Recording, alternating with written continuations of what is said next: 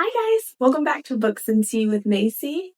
Grab a cup of tea and settle in because we're going to be talking about my July reading wrap up. So I read seven books in the month of July, and I'm really excited. I think I got two 5-star, two 4-star, and like a 3 and a 3.5, something like that. So we'll get into it though. It's a good month. So, first book I read this month was The Favorites by Lynn Fargo. And I gave this book 5 stars. I really enjoyed it. So, I'm going to read you the summary um, and then I'll talk about my thoughts and my notes. She might not have a famous name, funding, or her family's support, but Katrina Shaw has always known she was destined to become an Olympic skater. When she meets Heath Rocha, a lonely kid stuck in the foster care system, their instant connection makes them a formidable duo on the ice.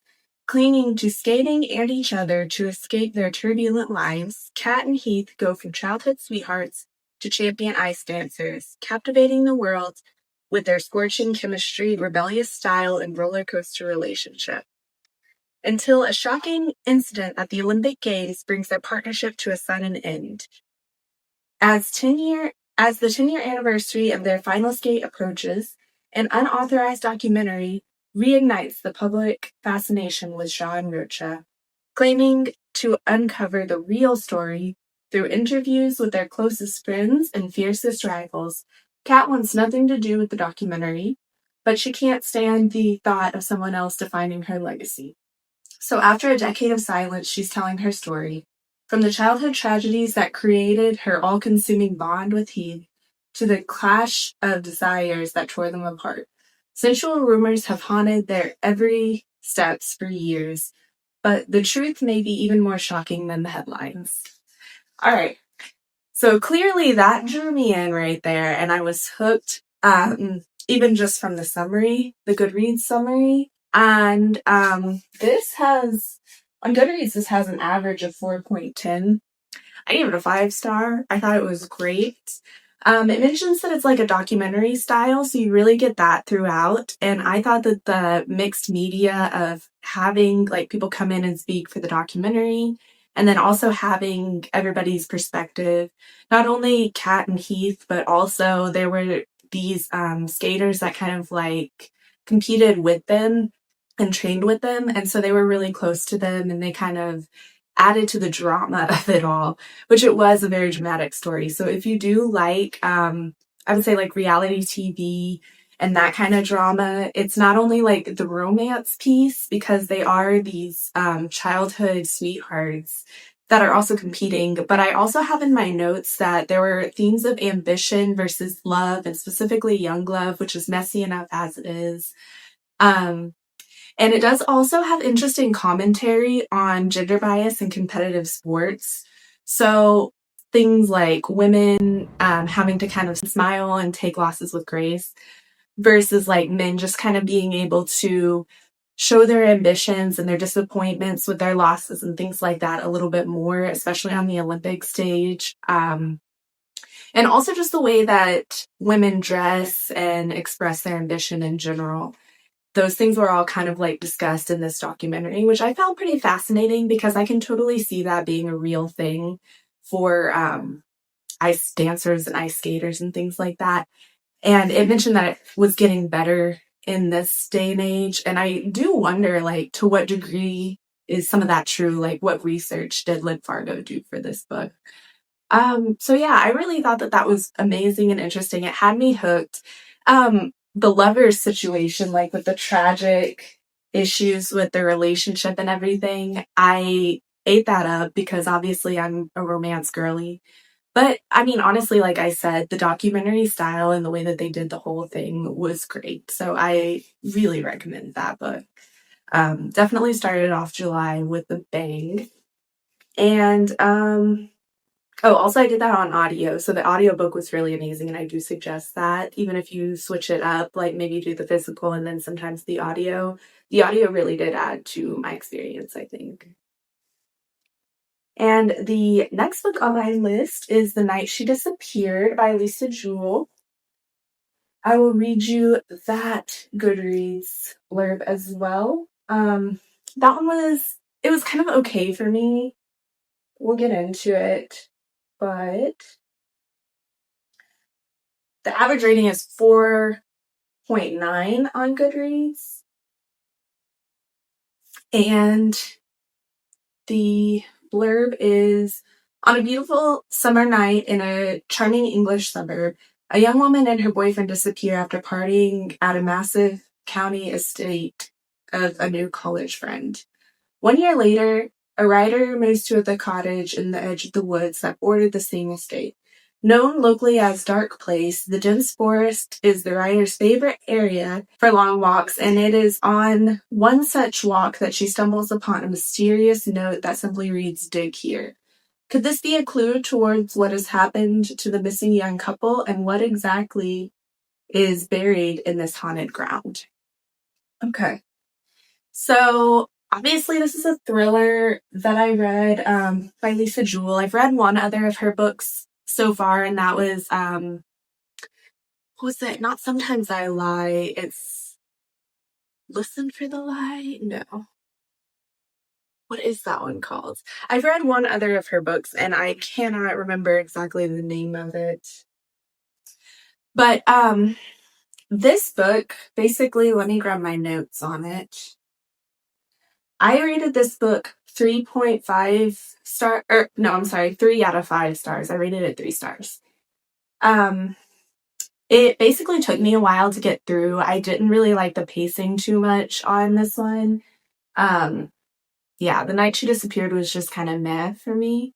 And the pacing did improve towards the end of the book. However, it wasn't enough to really rescue the first part for me because pacing is a big thing for me. I think it kind of drug its feet a little bit. And I also wrote in my notes that it was pretty predictable by the 75% mark. So nothing really surprised me too much. I think I pretty much hit the nail on the head with what I thought was going to happen. Nothing was too shocking. So yeah, it was well written because I do like Lisa Jewell's writing. I just don't think that this one hit for me as much. So yeah, that was The Night We Disappeared. The Night She Disappeared by Lisa Jewell.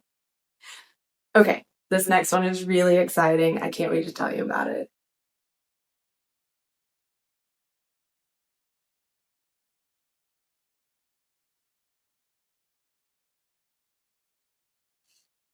Okay, so the next book that I read in July was 7 Days in June. So I gave 7 Days in June 5 stars. I loved this book. I loved it. I loved it so much that I bought the physical copy, even though I read it via audiobook or listened to it via audiobook at first, but I had to get my physical copy. There she is. She's beautiful. I love her. So this is by T. Williams, and I will read you the Goodreads summary in a second. And shockingly, it's a 3.9 on Goodreads, which I just do not agree with. I know that opinions on books are varied, and that everyone's entitled to their own opinion. But if you don't like this book, you might be wrong. You might be wrong if you don't like this book. Not gonna lie to you. But yeah. So, Brooklynite Eva Mercy is a single mom and a best-selling erotica writer who is feeling pressed from all sides. Shane Hall is a reclusive, enigmatic, award-winning literary author who, to everyone's surprise, shows up in New York. When Shane and Eva meet up unexpectedly at a literary event, sparks fly, raising not only their past buried traumas, but the eyebrows of New York's Black literature. I cannot even say that. That's crazy. New York's Black literati? What no one knows is that teenage Eva and Shane spent one torrid week madly in love.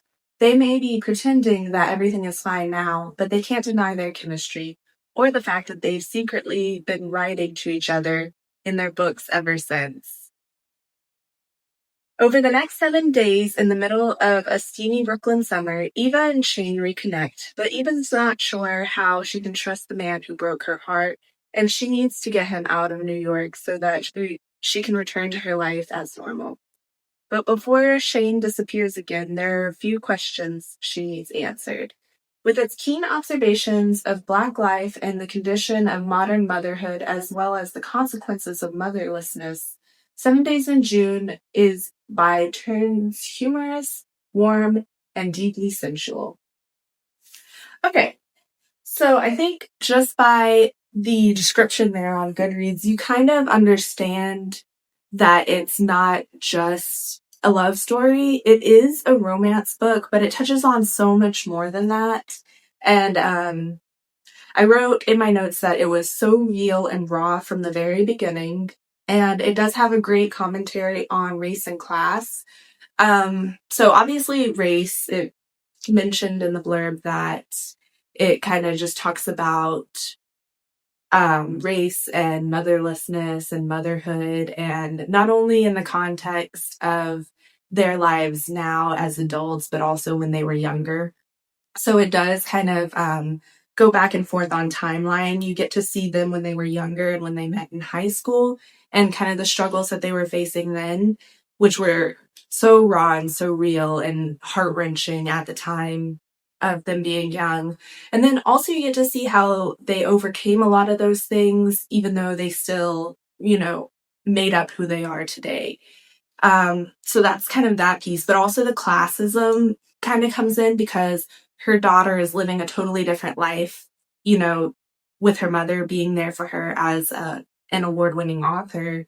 They live in Brooklyn and she goes to a private school. And so her friends and the people who she's around are totally different. And the juxtaposition between that and like her mom's upbringing, which we see in the flashbacks, is pretty good. I mean, it really just shows the difference in all the work that Eva has put in to make sure that her daughter has a great life. So I really liked the commentary there and how it really shows the stark difference between these two lives. And then, these two childhoods and these two lives. And then, also in my notes, let's see, I put that there was a lot of funny banter, which was amazing. Their banter was great. I really, really loved Eva and Shane individually, and then as a couple, they were amazing. I cried for them. I laughed with them. Like, I really felt like I was on this journey with this couple. It was insane how good this author, T. Williams, did with this. Oh, another thing that was discussed in this book that was pretty good commentary was that they discussed Black authors being pressured to write about struggle when white authors are free to write whatever they want.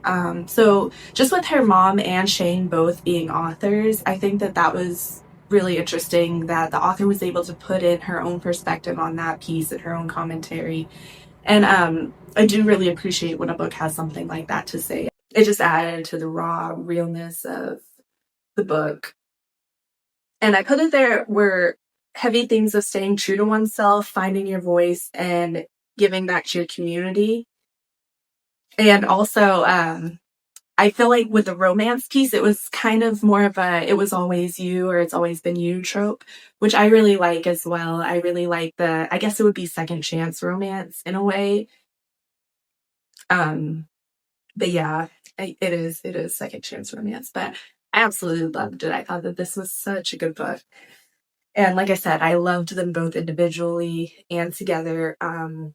They're both extremely strong characters. You get to see both of their points of view. So Shane is kind of working with kids and trying to mentor people, mentor youth, as well as being an author. And then Eva is raising her daughter by herself and then also is a best-selling author. And when it said that they've been annoyingly writing back and forth to each other, basically, yeah, that is right up my alley. I absolutely loved that. They were basically writing each other into their stories and making each other part of their art. And that's how they got famous, is because people fell in love with those characters that they were creating because they were in love with them, because it was literally their person. So yeah, I really, really, really love that book. And that might be, it's tough to say, but that's up there with my favorite books that I've read this year. Even though I just did that video, if I would have read this before that, this one would have been in that best books video for sure. So yeah, moving on with my next one. So the next book that I read in July is Such Quiet Girls by Noelle Ely. And I gave this 4 out of 5 stars. So let me read you the Goodreads blurb.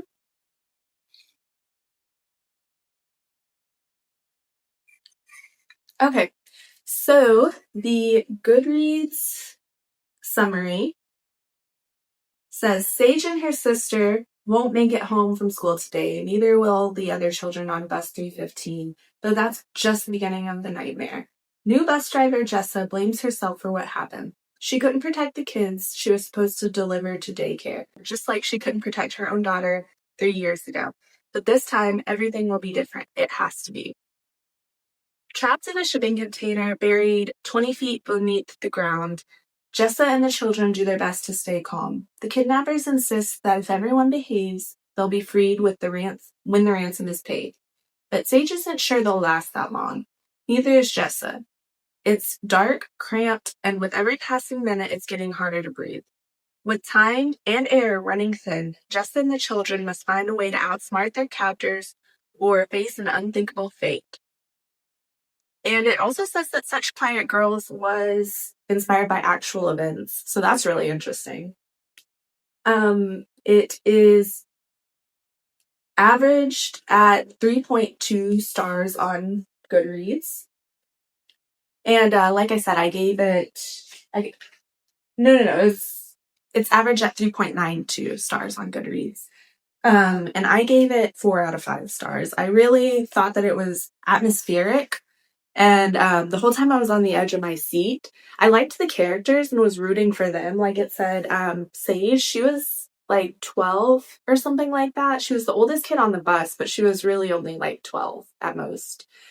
And she was really taking charge of the situation. I think Jessa, the bus driver, and the only adult that was down there with them, and in this terrible situation with them, she was kind of having PTSD because she had survived a past traumatic event. Like it mentioned, she couldn't keep her daughter safe and everything. So while she was kind of breaking down with that trauma, Sage, the oldest kid on the bus, was thinking of ways what she can do to get out of it. And also she was not only worried for herself, but she had her little sister on the bus with her on the ride home. So she was trying to be, a big sister and take control when nobody else was. And it was really them working together and her stepping up that made a big difference in this story. So I really liked the characters and I thought the plot was amazing.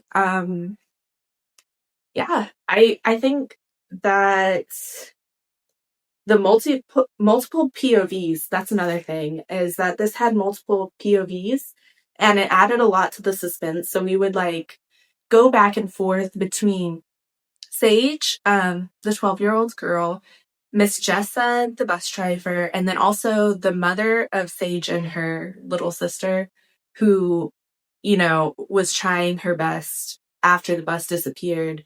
And she actually gets involved in the story and the plot line as well. So you get to see everything that she's doing during this situation, everything that they've got going on while they're buried underground and their bus is missing. It's just a terrible, crazy situation. And I thought that the themes were really good too. It is a thriller, but I did think that the themes were pretty strong. It had themes of sisterly love and protection and just basically following your gut and your intuition. That was all around for all the characters. I think they kind of had to deal with those things. And then it was Sage who, being the big sister and, kind of having to act wise beyond her years. So those were all really nice. I thought it all came together really well for a thriller. Oh, and then the next book that I read was Gwendy's Button Box by Stephen King and Richard Chizmar. Um, so this one is only 171 pages, and it was just kind of like a taste test for me for Stephen King. But I actually really liked it. I can't wait to read another Stephen King-esque book. But I will read you the summary on Goodreads.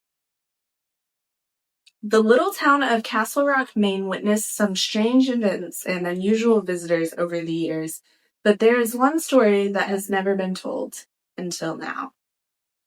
There are 3 ways up to Castle View from the town of Castle Rock: Route 117, Pleasant Road, and the Suicide Stairs. Every day in the summer of 1974, 12-year-old Gwendy Peterson has taken the stairs, which are held by strong, if time-rusted, iron bolts and zigzag up the cliffside. At the top of the stairs, Wendy catches her breath and listens to the shouts of the kids on the playground. But a bit further away comes the chink of the aluminum bat hitting the balls as the senior league kids practice for the Labor Day charity game. One day, a stranger calls to Gwendy, "Hey girl, come on over here for a bit. We oughta palaver, you and me." Which, like, okay, why did he choose that word? Anyway, on a bench in the shade, a man sits in black jeans, a black coat-like fur suit, and a white shirt unbuttoned at the top. His head is in a small, neat black hat. The time will come when Gwendy has nightmares about that hat. Journey back to Castle Rock in this chilling new novella by Stephen King, best-selling author of The Bazaar of Bad Dreams, and Richard Chizmar, award-winning author of A Long December. So this has 3.92 stars on Goodreads as well. And essentially just doing like some background on that, I did realize that this is just kind of like an installment of his Castle Rock writing. I think he has like, I don't know if it's a series or just like a bunch of different books written in that world. And I think this is just like a novella that's kind of part of that. But I did like it. I love his writing style and just kind of the tone and the creepiness of the story. Like it mentioned, it has the man with the black hat and just like she's a young girl, so like an older man calling out to you while you're just trying to do your little workout or whatever is already creepy enough. And it gets kind of crazy, you know?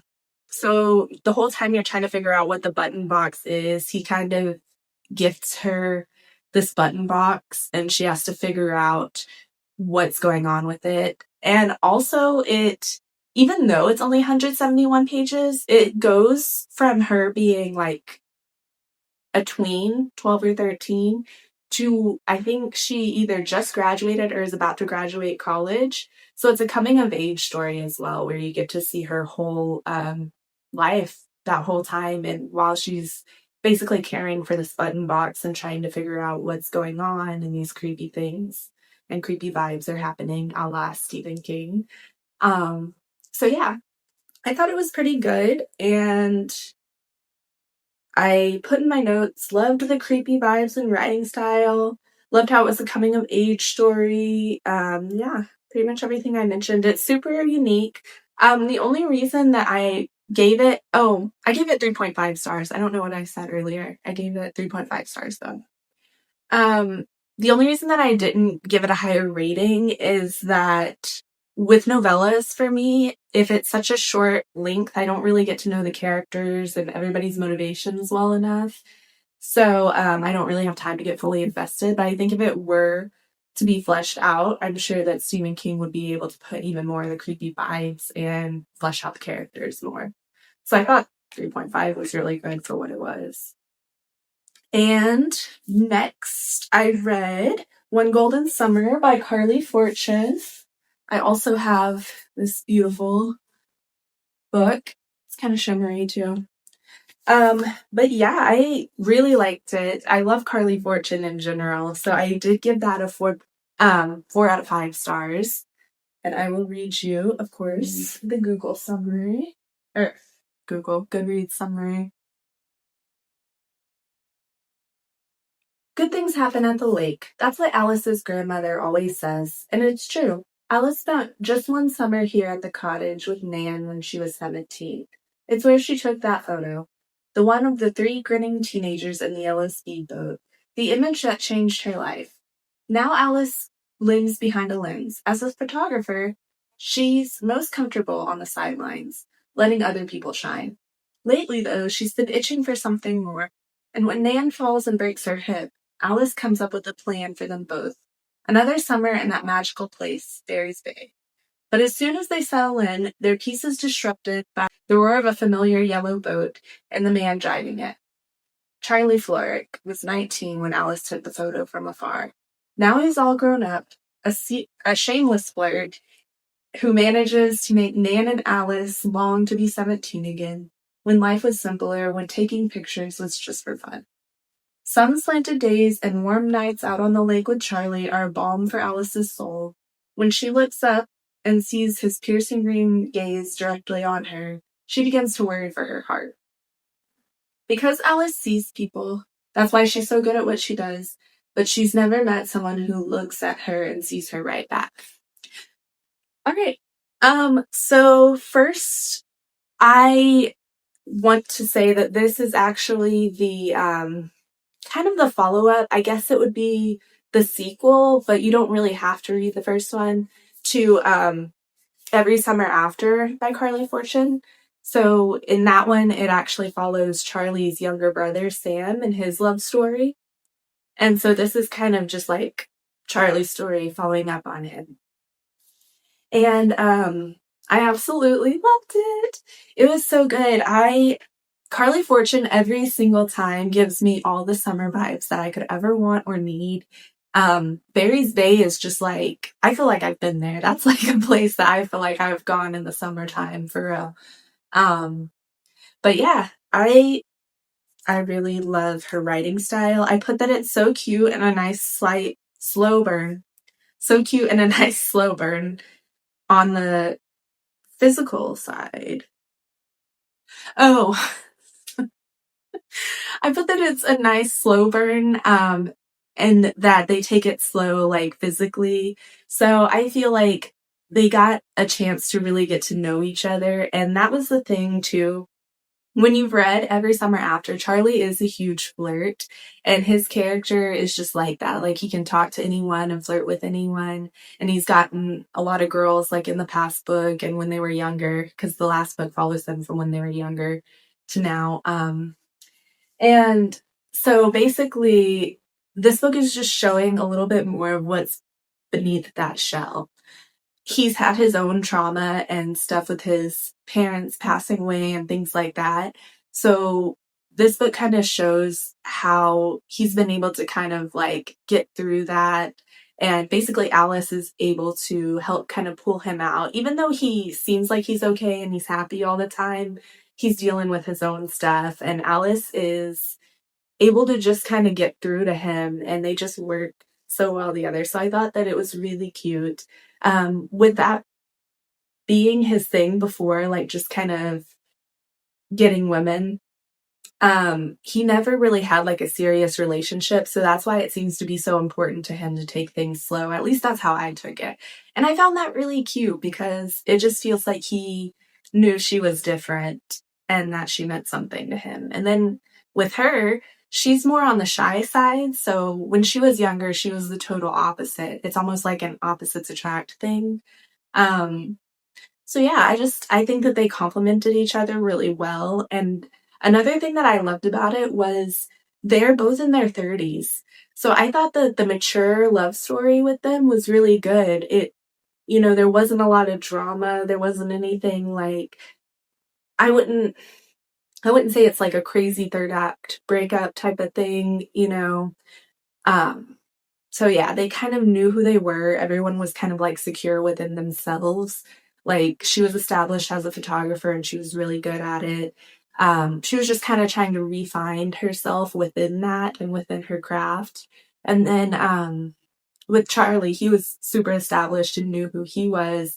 He just kind of needed that extra push, to really help him. And I think that's what she needed too. So it was really good. I like how it kind of shows that not all love stories have to be when you're younger, that life still goes on after your 20s type of thing. So I thought that part was really good. I put that I loved the banter and carefree vibes because they did spend like a whole summer just kind of like messing around and like having a good time. They were literally just like out on the lake swimming in his boat. I love the side characters. Her grandma Nan was super funny the whole time, super cute. And then watching Charlie kind of just bond with Nan, they became really good friends, and that makes you kind of like him even more as the love interest. So it just shows more and more of the characters and the different layers that they had there. Um, so yeah, I just think that she did a great job with this one, and Carly strikes again with the amazing summer atmosphere. And the last, but certainly not least book that I read in July is Crown of Midnight. So I know that I said this series, Throne of Glass, kind of moves slow in the beginning, or not even moves slow, but just that you can tell that her writing style is improving as you go. So I was aware of that going in, and it doesn't really bother me that much because I knew that that's what we were getting ourselves into. Um, I rated Throne of Glass 3 stars, and I'm rating this one 3.5 stars. So yeah, basically we're still just following Celaena through everything that happened after her becoming the King's Champion. So basically, after becoming the King's Champion, she's supposed to go and kill whoever he wants and basically just be his personal assassin. Um, and yeah, we're following her through that journey, and there's a little bit more development. It does still move kind of slow. I put that the last 5 or so chapters were great and the ending was good. I liked it better than the first book because the writing was improving. Some scenes were incredibly written where I could visualize everything and feel what the characters felt. And also, I just feel like because it moves slow, I do think that we're able to flesh out more of the characters. So I think we're really getting to know Celaena a lot better, even with her erratic choices that she's sometimes making. So I think that we're getting to know her, Dorian, and Kale a lot better in this one. Um, but yeah, there were some scenes that are just so vivid in my mind. I will read you the summary, but the scenes that were so vivid in my mind that are probably going to always stick with me were definitely Celaena just like sprinting through the streets, trying to get to Nehemia and all of that. So that part was crazy. Also out of nowhere, like I just feel like we went 0 to 100, which I actually kind of liked the change of pace there because it just really like puts you right in it. And that scene was so vivid where she's running through the streets like that. Um, so yeah, I thought that was really good. And the other scene that I really liked was when she is talking to Baba Yellowlegs, and I don't want to do any spoilers or anything, but just creepy carnival vibes were amazing in that one. Like that one was the one that you can really visualize, and I really feel like I could have been right there with them. So that one was really well written. Like I said, the ending in the last 100 pages, I mean, it's SJM, so we know that the ending is going to be insane. I thought that the ending was really good. I think if you were going to end it anyway, that's the way to do it. That was perfect. Um, I am excited for the new adventures in the next book. I've already started it. I've already started Air of Fire. And after that, I'm going to read the novella. So yeah, it's really heating up. I'm excited. And I'll read you, since just for continuity's sake, let me go ahead and read you the summary for Crown of Midnight. Which, on a side note, I've seen some creators and YouTubers say that I recently saw this actually, that Crown of Midnight was like not one of their favorites at all. Like it was probably one of the forgettable ones. But I feel like just that ending there was, and some of those scenes were some that I'm definitely going to remember. So it has an average of 4.36 rating, 4.36 stars, which is really high. And it says, a line that should never be crossed is about to be breached. It puts the entire castle in jeopardy and the life of your friend. From the throne of glass rules a king with a fist of iron and a soul as black as pitch. Assassin Selena Sardathian won a brutal contest to become his champion. Yet Selena is far from loyal to the crown.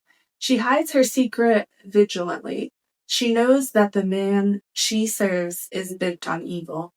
Keeping up the deadly charade becomes increasingly difficult when Selena realizes she is not the only one seeking justice.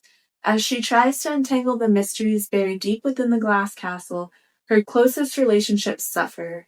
It seems no one is above questioning her allegiances, not the Crown Prince Dorian, nor Chaol, the captain of the guard, not even her best friend Nehemia, a foreign princess with a rebel heart. That one terrible night, the secrets they have all been keeping led to an unspeakable tragedy. As Selena's world shatters, she will be forced to give up the very thing most precious to her and decide once and for all where her true loyalties lie and whom she is ultimately willing to fight for. So yeah, that's pretty much it. It's really good. It all comes to a head, like it says, that one terrible night. It is like everybody's keeping their own secrets. We are kind of being roped into Selena's big secret at this point. And everybody else is kind of seeing that there is a secret, but she's really, she's really good at hiding it. She's our little sassy assassin. So, yeah, I'm really excited for what Heir of Fire has as well, because I was screaming with joy during some of it, as some of the characters were being unveiled, because, in the SJM world, in the Massverse, you kind of like know who the main players are. Like, we have all heard of Selena, of Aelin, of Rowan, of Manon, apparently is how you say it. For whatever reason, I don't know. But anyways, of Manon, and like these characters are slowly being mentioned. So now, when Manon is being mentioned and I'm getting her backstory, I'm like, yeah. And when Rowan came in, I was like, oh my God, it mentioned a Fae man. And I was like, and then it mentioned Silverhair, and I was like, yes. So yeah, I was like, it's finally happening. Yeah, but I'm getting ahead of myself. That's Heir of Fire. I will let you guys know my thoughts on that for next reading wrap up. But yeah, Crown of Midnight was the last one. I literally finished that on July 31st because I was like, it has to be part of my reading wrap up and I have to get to the next one. So yeah, Throne of Glass is heating up. I'm super excited to be on that journey. And I'm also excited that I'm kind of like mixing other books in with it. That's what I've been doing this whole time. That's why, I have my summer romances here and things like that. And I plan to continue doing that because I'm such a mood reader. So I really want to put those in. Otherwise, I'm just going to be so like laser focused and feel like I missed out on all my summer reading. So yeah, thanks for being here with me. Honestly, it's been such a journey. This past month, 7 books, I feel like is pretty good for me. If I get 4 books, I'll be happy. Any less than that, I'll be like a little bit disappointed, even though I try not to be too harsh on myself. But 7 books was a really good month. And I mean, all the ratings were really good too, overall. I just hope that, August can live up. But so far, so good. I am reading some good stuff right now, so I can't wait to fill you guys in on all that. And again, just thank you for being here with me. If you do like this content, don't forget to like and subscribe down below, and I'll see you next time on August Wrap Up. Bye!